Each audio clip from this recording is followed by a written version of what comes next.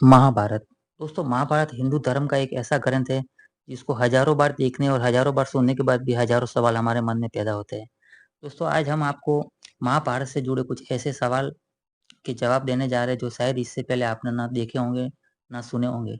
दोस्तों, जिस प्रकार से कि महाभारत में सबसे पहला तीर किसने चलाया? महाभारत में ही गीता का उपदेश क्यों दिया गया? क्या भगवान श्री कृष्ण ने अर्जुन को गीता का उपदेश दिया था या किसी और के लिए गीता का उपदेश दिया था? तो दोस्तों, ये काफी सारे सवाल है जो आज भी चस के तस है और उसके जवाब काफ़ी ढूँढने के बाद भी नहीं मिलते हैं। आज हम आपको महाभारत से जुड़ी इन जानकारियों के बारे में काफ़ी रिसर्च करके और इनके सवालों के जवाब लेके आए हैं। तो दोस्तों, वीडियो शुरू करने से पहले आपसे रिक्वेस्ट है कि कृपया वीडियो को पूरा ज़रूर देखें ताकि आपको सही तरीके से महाभारत के इन सवालों के जवाब समझ में आए। अब दोस्तों, बात करते हैं पहले सवाल की कि महाभारत में पहला तीर किसने चलाया था?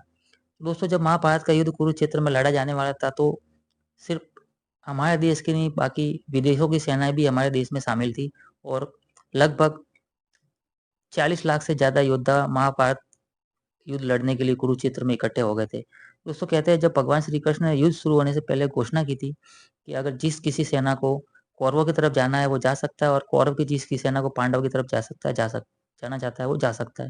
दोस्तों, सारी सेनाओं को स्वतंत्र रूप से भगवान श्री कृष्ण ने युद्ध में शामिल होने के लिए घोषणा कर दी। तो काफी फेरबदल होता है, काफी सेनाएं जो कौरवों की तरफ थी वो पांडवों की तरफ चली जाती है और पांडवों की जो सेनाएं थी वो कौरवों की तरफ चली जाती है। दोस्तों, इसी में युयुत्सु नाम का जो योद्धा था वो कौरवों का भाई था लेकिन वो पांडवों की तरफ से जाता है।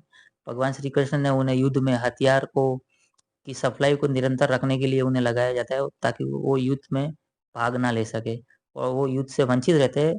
बट युद्ध में अप्रत्यक्ष रूप से वो हथियारों की सप्लाई के लिए उन्हें लगा दिया जाता है। इसी बात को पूरा करने के बाद भगवान श्री कृष्ण शंखनाद करते हैं और युद्ध की शुरुआत होती है। दोस्तों, महाभारत में हमें बहुत कम जगह ये देखने को मिलता है कि सबसे पहला तीर किसने चलाया था। दोस्तों, महाभारत में एक प्रसंग आता है जब संजय धृतराष्ट्र को महाभारत का लाइव दिखा रहा होता है, जब महाभारत युद्ध में चल रही घटनाओं को बता रहा होता है, तब वह संजय धृतराष्ट्र से कहता है कि महाभारत युद्ध शुरू हो चुका है और सबसे पहला तीर दुशासन ने चलाया है। दोस्तों, इस बात से हमें ये जानकारी मिलती है कि महाभारत युद्ध में सबसे पहला तीर दुशासन ने चलाया था। बाकी जगह दोस्तों हमें इनकी जानकारी नहीं मिलती है, सिर्फ एक ही इस प्रसंग में हमें ये जानकारी मिलती है कि महाभारत में पहला तीर दुशासन ने चलाया था, जो कि संजय और धृतराष्ट्र के बीच चल रही वार्ता को सुनकर हमें ये जानकारी मिल सकती है। दोस्तों, दूसरा सवाल आता है कि महाभारत में गीता का उपदेश क्या भगवान श्री कृष्ण ने अर्जुन के लिए ही दिया था या किसी और के लिए भी दिया था? तो दोस्तों, इस बात की शुरुआत होती है जब महाभारत युद्ध शुरू होने वाला होता है, जब वो युद्ध के समय और तारीख की घोषणा हो जाती है, तब भगवान श्री कृष्ण अर्जुन से कहते हैं कि आप हनुमान जी से सहायता लेने जाइए। जब अर्जुन और भगवान श्री कृष्ण हनुमान जी से सहायता लेने जाते हैं, तब हनुमान जी से विनती करते हैं। हनुमान जी जब युद्ध के बारे में देखते हैं, वो हनुमान जी तो त्रिकालदर्शी होते हैं, तो वह युद्ध के सारे वर्तंत्र को पहले से ही जान लेते हैं। तब हनुमान जी उन्हें साफ इनकार कर देते हैं कि मैं इस युद्ध भूमि में नहीं आ सकता। जहाँ पे सिर्फ मातम ही मातम हो वहाँ मेरा रहना उचित नहीं है और वहाँ मैं नहीं रह सकता। क्योंकि मैं तो भगवान राम के साथ रहा था, वो हमेशा युद्ध मैदान में भी शिक्षाएँ दिया करते थे, युद्ध मैदान में भी ज्ञान और धर्म की बातें सिखाया करते थे। मैं इस अधर्म और पाप की लड़ाई में आपका भागीदार नहीं हो सकता। अंततः भगवान श्री कृष्ण कहते हैं कि आप मेरे रथ में ध्वजा के रूप में विराजमान रहिए और मैं आपको युद्ध के साथ साथ आपको उपदेश भी सुनाता रहूंगा। और भगवान भगवान हनुमान जी इस बात के लिए राजी हो जाते हैं। दोस्तों, कहते हैं कि अर्जुन तो एक बहाना था, वास्तव में गीता तो हनुमान को सुनाना था। तो भगवान श्री कृष्ण के साथ साथ हनुमान जी भी भगवान श्री कृष्ण से अर्जुन के साथ साथ हनुमान जी भी गीता सुनते हैं। और दोस्तों, कहते हैं कि सिर्फ हनुमान जी और अर्जुन ने नहीं सुना था, ये जो गीता का उपदेश था वो बर्बरीक ने भी सुना था। दोस्तों, घटोत्कच का पुत्र होता है बर्बरीक, जिसे युद्ध में शामिल होने से पहले ही भगवान श्री कृष्ण ने उसका शीश दान ले लिया था और उसका शीश एक दूर पहाड़ी की चोटी पर रख दिया था। बर्बरीक ने ये विनती किया था कि मैं युद्ध को पूरा देखना चाहता हूँ। तब भगवान श्री कृष्ण ने उनकी विनती के कारण उनका सिर एक पहाड़ी की चोटी पर रखा था और वहां से वो युद्ध का सारा वृतांत देख सकता था। तो दोस्तों, बर्बरीक ने भी सुना था। दूसरा चीज आता है कि संजय ने भी सुना था। जो वेद व्यास का शिष्य था संजय, उसने भी सुना था। उन्होंने वेद व्यास ने संजय को दिव्य दृष्टि प्रदान की थी जिससे वो महाभारत युद्ध का लाइव देख सके और धृतराष्ट्र को बता सके। दोस्तों, इसी के कारण संजय भी गीता का उपदेश धृतराष्ट्र को भी सुना रहा था, जो भगवान श्री कृष्ण के मुख से जो सवाल और जवाब निकल रहे थे। दोस्तों उसके उपरांत भगवान सूर्य नारायण ने भी ये कथा सुनी थी। दोस्तों कहते हैं कि जब जब गीता का उपदेश भगवान श्री कृष्ण दे रहे थे, जब तक के लिए समय का काल चक्र रुक जाता था, अर्थात सूर्य नारायण उस समय की स्थिति को रोक देते थे और वो भी सुनने में विलीन हो जाते थे।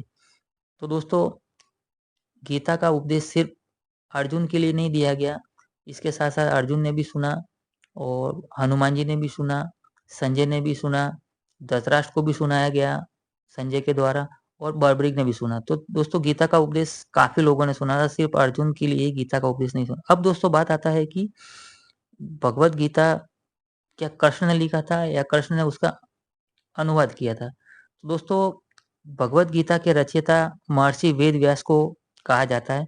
दोस्तों वेद व्यास कोई नाम नहीं बल्कि एक उपाधि होती है, जो वेदों का विभाजन करते हैं उन्हें वेद व्यास कहते हैं और वेदों के रचयिता को वेद व्यास कहते हैं। दोस्तों उनका असली नाम कृष्ण देवप्यान था, जो एक द्वीप पर पैदा होने के कारण उनका रंग सांवला हो गया था, इसलिए उन्हें कृष्ण देवप्यान कहते थे और वेदों के रचयिता होने के कारण उनका नाम वेद व्यास पड़ा, जिन्होंने दोस्तों गीता को 4 भागों में वर्गीकृत किया और सबसे पहले गीता को सुखदेव महाराज ने पढ़ी थी। तो दोस्तों गीता के बारे में ये अद्भुत जानकारी आपको पहले से पता थी या नहीं थी, कमेंट करके ज़रूर बताना। दोस्तों अब बात करते हैं कि भगवान श्री कृष्ण सिर्फ अर्जुन के साथ ही गीता क्यों शेयर किया, बाकी पांडवों के साथ क्यों नहीं शेयर किया? दोस्तों इसके बहुत सारे कारण थे। पहला कारण ये था कि वो अर्जुन के सारथी थे, तो रथ पे उनके साथ अर्जुन ही सबसे करीब था और उनको ही वह दे सकते थे क्योंकि वह उनके साथ में था और बाकी पांडव नहीं थे। दूसरा कारण है दोस्तों, अर्जुन के पास सारी शक्तियाँ थी। वह बहुत ही बड़ा धनुर्धर भी था, मायावी शक्तियाँ भी थी वो और बहुत सारी शक्तियाँ अर्जुन के पास समाहित थी। लेकिन उसमें एक कमी थी। कमी वह थी कि वह अपने संबंध के मोह में बंधा हुआ था। वह कई बार अपने कर्तव्य पथ से हट रहा होता है क्योंकि सामने अपने भाइयों को देखकर उसका बस नहीं चलता है और वह भाइयों के और संबंधियों के प्रति प्रेम और मोह में फँस जाता है। भगवान श्री कृष्ण गीता के द्वारा उन सबसे पहला कारण ये था कि उसका प्रेम और मोह को भंग करना। अगर उस अर्जुन में प्रेम और मोह नहीं रहेगा, तो वह बहुत ही कुशल योद्धा था, वह काफ़ी युद्ध में अपना कौशल दिखा सकता था। दोस्तों सिर्फ़ अर्जुन को सुनाने का कारण ये भी था कि वो प्रेम और मोह में बंधा हुआ था। भगवान श्री कृष्ण उसे गीता का उपदेश देके और अपने भाइयों के प्रति प्रेम और मोह को भंग करवाना चाहते थे। तो दोस्तों यही कुछ कारण थे और ये कुछ जानकारियाँ थी जो महाभारत से जुड़ी थी और शायद आपने सुनी या नहीं सुनी होगी। दोस्तों कमेंट ज़रूर करना कि आपने इससे पहले ये सब जानकारियाँ सुनी थी या नहीं सुनी और वीडियो अच्छा लगा हो तो वीडियो को लाइक ज़रूर करना और दोस्तों इसी प्रकार की जानकारी सुनने के लिए हमारे चैनल को सब्सक्राइब ज़रूर करें ताकि हम और आप महाभारत और रामायण से जुड़े रहस्यों के साथ अपडेट होते रहें। जय श्री राम, जय श्री कृष्ण।